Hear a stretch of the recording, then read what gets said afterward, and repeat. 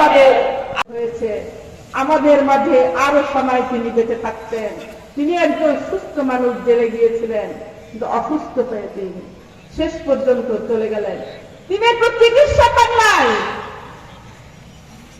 তিনি একটু চিকিৎসা পান নাই এই সরকারের জন্য।